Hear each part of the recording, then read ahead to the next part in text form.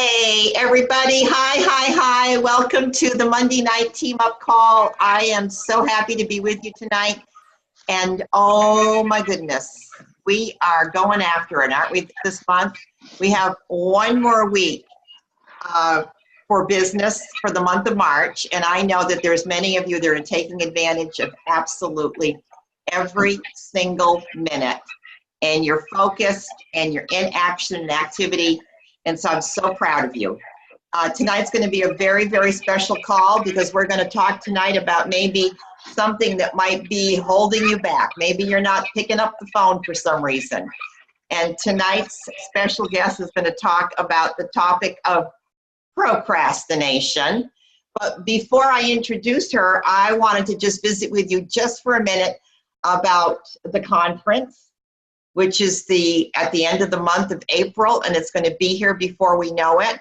And you guys all know that at the team luncheon, we have a lot of celebration. And of course, we have our amazing cash raffle. And this conference, we're going to be looking at raffling away about $3,000. And we have all of these great incentives so that you get your name in for that raffle multiple times. And I'm going to say that starting tonight, available to us is an Eventbrite that Kathy finished that allows us to go in to register and pay for our luncheon. And if you register for the luncheon this week, between tonight and next Monday night, your name will go in, drum roll, an additional 5 times. You will earn 5 extra chances at the $3,000 giveaway. And I know, and I know that motivates you guys. I see it every year. Extra chances motivates you. So get in there. Kathy's going to post that tonight. And so we'll be ready for your reservations. Okay, so let's get on with the Monday night program. It's all about procrastination. And I invited to the call tonight someone that I hold in very, very high esteem. She's a life coach. She's an author.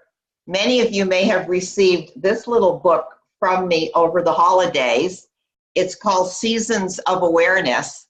And it's a little book that delved into asking really deep, profound questions of yourself.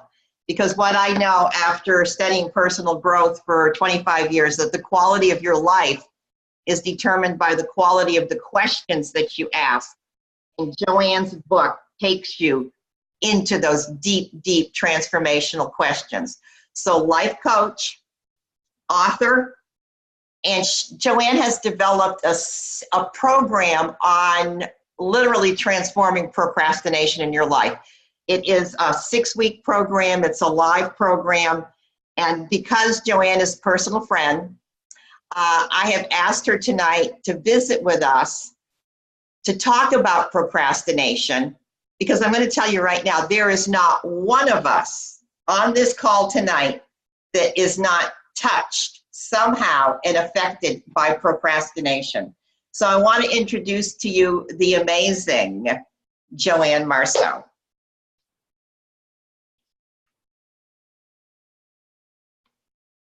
Well, Terry, thank you. I think I have myself unmuted, and now I'm going to share a screen. Well, I'm going to share a screen in a little bit. Okay. So I have a couple key points to make about procrastination to let everybody off the hook. Because if you've ever noticed you're labeling yourself a procrastinator, then this is the time to just give that up, because we all are. It's not a thing that you are. So you can just let that label of being a procrastinator, kind of let that go, flush it down the toilet, dust it away from your life, let it go.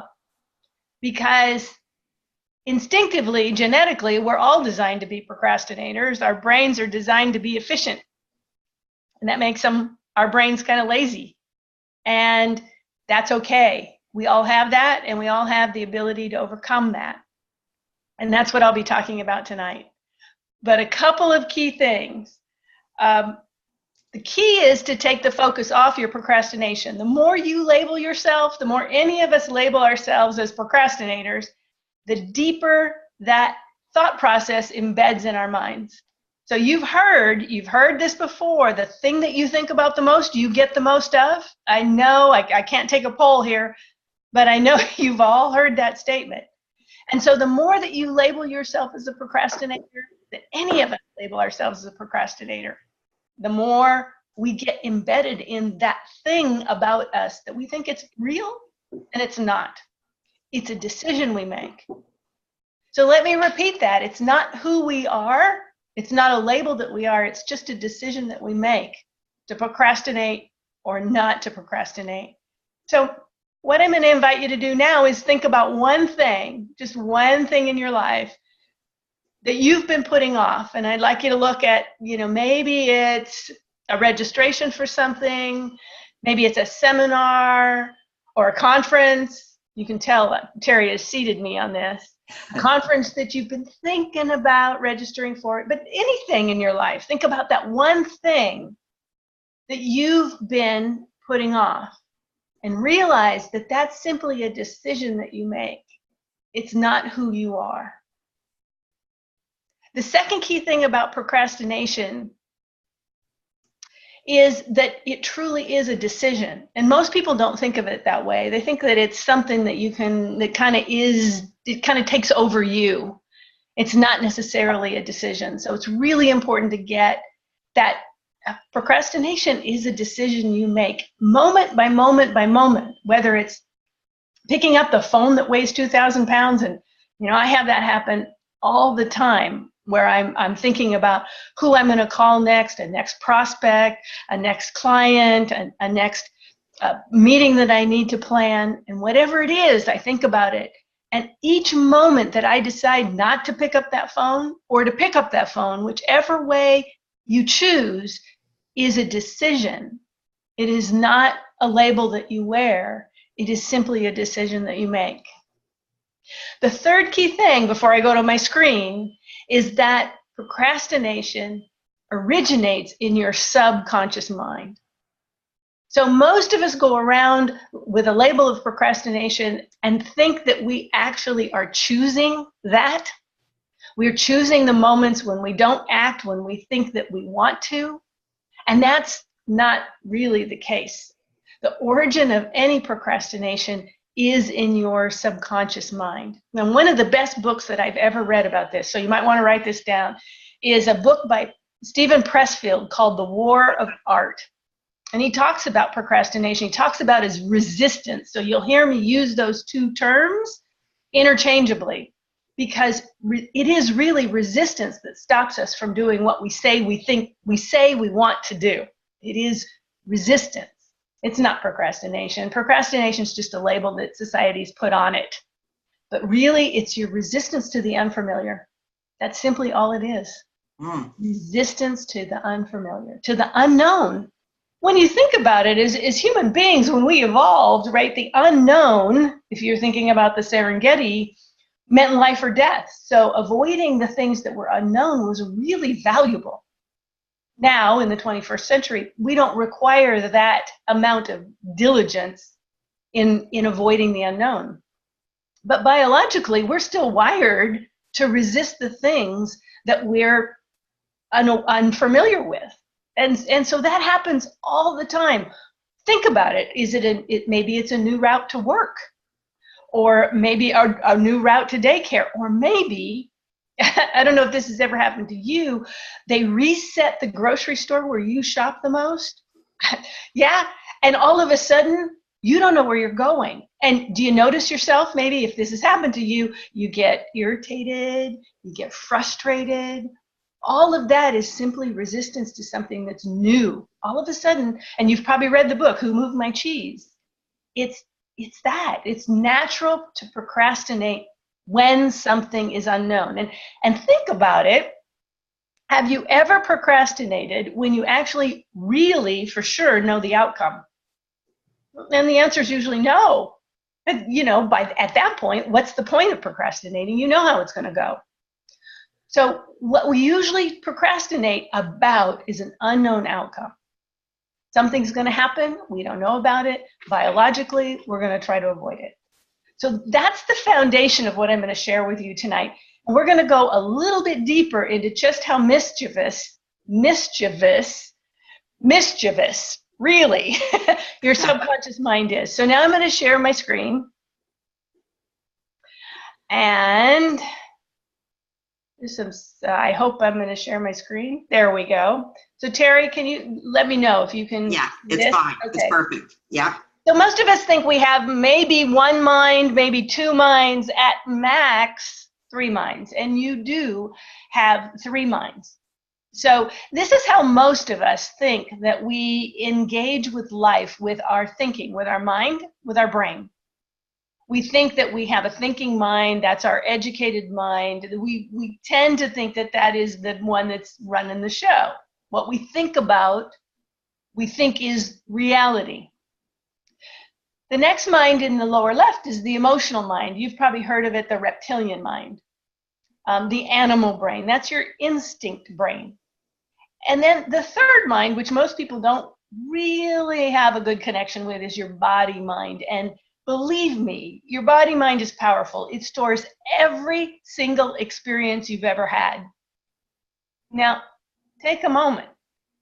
Every single experience you've ever had in your life is stored in your body. Wow. And it's available for recall at any moment where the experience is similar to the experience of your past. So all 3 of these minds are at play in your life. Most of us don't ever think that we have more than our thinking mind. A few of us who are aware and have done personal development work know that we have emotional minds that are running the show. And then those that have studied deeper and deeper know that they have a body mind that is also running the show. Now, let's see if I can scroll down here and make this kind of seamless. There we go.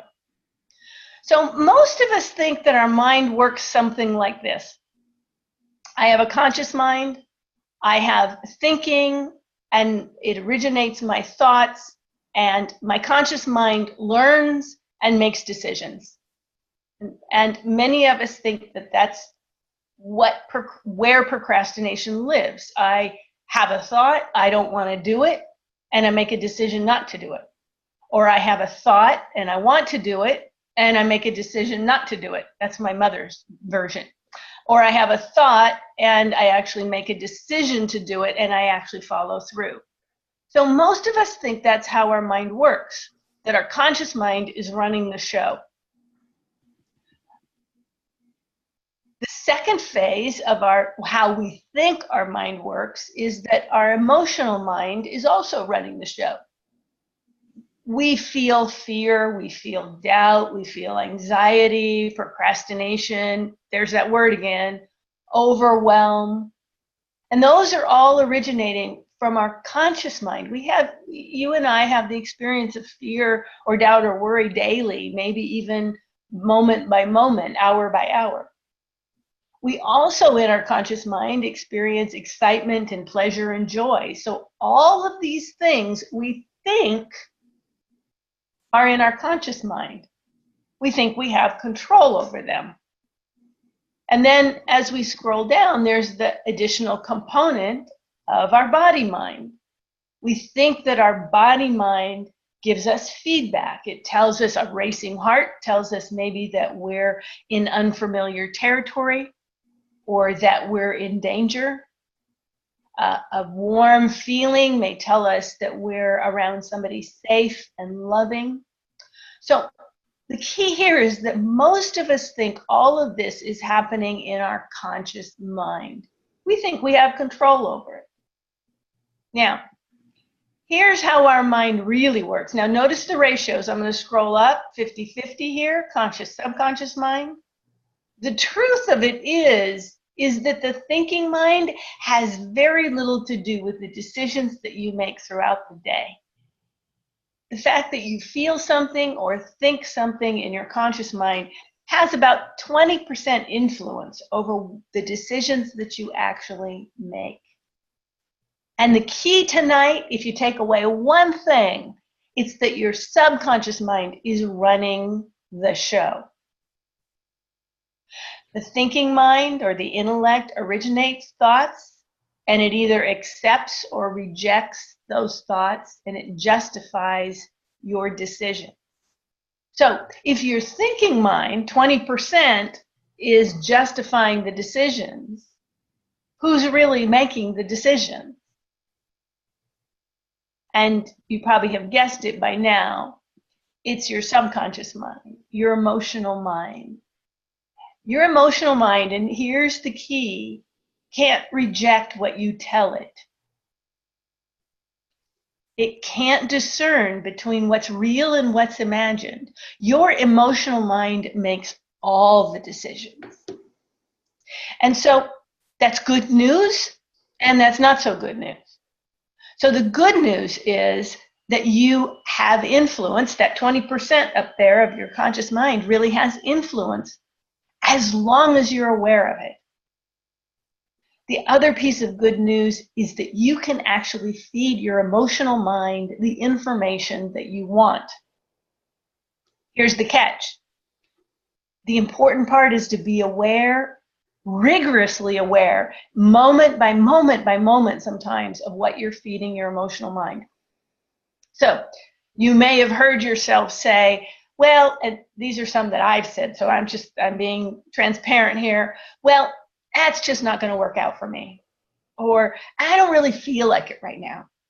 Or it doesn't really matter. I'll wait until tomorrow. Or, well, they're not really interested anyway. I can just kind of tell they're not really interested anyway. So those are the kinds of things that you might hear your emotional mind saying. And if you don't interrupt that process, your subconscious mind will believe it's true, period. So the key takeaway from tonight is to begin to have ideas and thoughts and sentences and phrases that you can insert when your emotional mind is telling you that it can't be done. So that's that. Terry, thank you so much. You mentioned my book. That's one of the reasons why I wrote that book, is to give some people some ideas of other things they can insert into their thinking that interrupts what you're telling your emotional mind anyway. So one of my favorite things is to start questions with why. With what. So here's the key. A what question takes you into infinite information. What could I do with this situation? What's going on here? What would I love in my life or in my business? Those are kind of what kind of questions that are really powerful. Why questions take you into the past to try and find something in the past that was similar so you can try to experience something different. But you've already gone to the past to look for the answer. And most of us know there aren't any answers in the past. There's information in the past, but there isn't an answer for your future in the past. It's always in the future. That's all we have, is this now and everything in the forward. So what questions take us into the future and allow us to get creative? So the way to interrupt this power that your emotional mind has, this, again, back to this drawing, this 90% power that your emotional mind has, the way to interrupt that is to change the kinds of questions you have, not just the kind of self-talk, because most of us have tried to use affirmations and we've tried to use positive self-talk, and it falls short because we're still originating our questions out of what, excuse me, man, tonight, out of why instead of what. What would I love? What's next here? What's possible out of this? What can I do differently? What can I see from a new perspective? I mean, the list goes on and on. So I just am a champion of questions that start with what, because it opens up infinite creativity for that subconscious mind that you see here that is very, very powerful. Now, the other thing about this drawing is that I want you to notice the red line that kind of goes between the big circle and the little circle. You do not have a steel trap at your neck. Your body is sharing a ton of information with your mind. So this is how your mind really works. your body is reacting to and amplifying messages from the subconscious mind. Your body is also reacting to and amplifying messages that questions and messages that you send it. So I am a champion of affirmations, and they don't go far enough. Affirmations are amplified by speaking as if something has already happened and speaking it in the first person. So rather than saying, I am abundant, let me think of something really great. My business is abundant and growing. I'll just do that. So that's a low-level affirmation. My business is abundant and growing. Another one, and this is especially powerful to say in the mirror, so this is your homework for tonight if you choose the opportunity to use it, is to say your business is abundant and growing. Okay? Say that in the mirror. Now it gets more personal, right? You're not just talking about you're talking about you. And then the third way to really amplify affirmation is to speak in the first person. So Joanne's business is abundant and growing, or Terry's business is abundant and growing. So there's another takeaway from tonight that you can use if you're accustomed to using affirmations to really up the game by making them personal, by making them first person, really speaking to that subconscious mind and telling it what you want it to believe. Because remember, it can't discern between what is real and what is imagined, and it is making all the decisions. The part of you that thinks is you is just justifying the decisions your subconscious mind is making. All right, so here's what we know about thoughts. You're moving from your thought pattern, from knowing something isn't enough to knowing about something and really making lasting change. This is your opportunity tonight to take one of the ideas that I've offered and make it a practice in your life. Your subconscious mind responds to one thing, and that's repetition. Repetition brought us to the point, each and every one of us, to the point where we are. And if you are not satisfied with where you are, repetition is the only thing that will change the course of things. You think about it. In school, it was repetition, handwriting and the alphabet and numbers and multiplication tables, and maybe it's all ringing a bell. It's all coming back. It was all spaced repetition. That's how you build habits. And so spaced repetition is how you build new habits. You're not going to break the old ones. They're part of your instinct. Procrastination, as we talked about earlier, is part of your instinct. It's a survival skill, and it's really valuable. It's just overrated in the 21st century. So spaced repetition is your pathway to changing the course of things. You choose to think, or you choose invisible habits. And I guarantee the invisible habits are at work. And so your choice and takeaway from tonight is choose the invisible habits, choose the status quo, do nothing, or choose to think, which means taking an action despite being uncomfortable or thinking they want to put it off. So I'm going to leave you with this. Everything is created twice. First in your thoughts, and then in your experience. So guard carefully your thoughts. Your thoughts are just your thoughts. They're not the only ones that you have access to. And your key to interrupting those thoughts is to plant new ones, including new ones about your opinion of your own procrastination, and then to take action.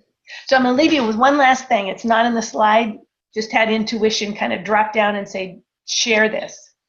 I love to think of transformation. And when I speak of transformation, I'm speaking of transforming how you do things now to how you want them to be done, how you want to do them in the future. I like to think of it as a three-legged stool. The first leg is awareness, and we're talking about that tonight. Notice what you're noticing. Notice your thoughts. The second leg of that stool is to interrupt those thoughts. If you know that they're not empowering, like calling yourself a procrastinator is not empowering, then stop it. Find another thought, interrupt it. And it's not easy. It's not easy to interrupt your thoughts, and it's doable. And then this key thing, and this is where what I teach changes from the law of attraction, if you want to call it that, is to take action. So you've noticed your thoughts, you've interrupted your thoughts, and that's just 2/3 of the equation. The third thing is to take action based upon the new thought, which that means picking up the phone, making your reservations for conference coming up in April, making that call to your next prospect, filling out the forms that allow you to organize your day, hiring that coach, whomever you may be thinking about, whatever, making that call to somebody who can support you, whatever it is that will change the course of your life, the action is the key. And it only takes 1 or 2 degree shift to change the course of your life. 1, 2, 3 degrees. So give yourself a break. Take one action today, and it will change your tomorrow. Whoa. Okay. Joanne, I am taking copious notes, and I get to visit with you once a week. It's like, you are just magnificent. You have the gift of transformation. And guys, what have I said so many times? Agnes, do the thing that she tells you cannot do. Do the thing. So thank you for the three-legged stool. But I have to tell you, Joanne taught me something, 4 or 5 years ago with these what questions. And something that I write every morning, because I start my day in prayer and contemplation, is what? And I'm always in my journal writing, what do I need to know about taking this organization to 200 clubs? What do I need to know about taking this organization to 300 clubs? What do I need to know about being a better leader? What do I need to know about being a better presenter? What do I need to know about being and staying relevant in 2018? What do I need to know? I journal those questions, and clarity comes, creativity comes, and awareness comes. So her message is powerful, but spot on. And thank you for making it clear that we are not procrastinators. It's a decision that we make, and that takes the burden off. Thank you so much. Yes. So, Joanne, I'm doing a SALT training in September. I'm thinking I'm going to have you come out and do a workshop for us. How's that? Maybe we get you for an hour in September. Absolutely. It would be my honor. Kathy is going to unmute you. Please show Joanne how Team Up appreciates people. And let's say a good night. Thank you, Joanne. Thank you, Joanne. Awesome job. Thank you. I needed that. You want 1 or 2 tortillas right now? Thank you. Oh, okay. I'll get a return label for you.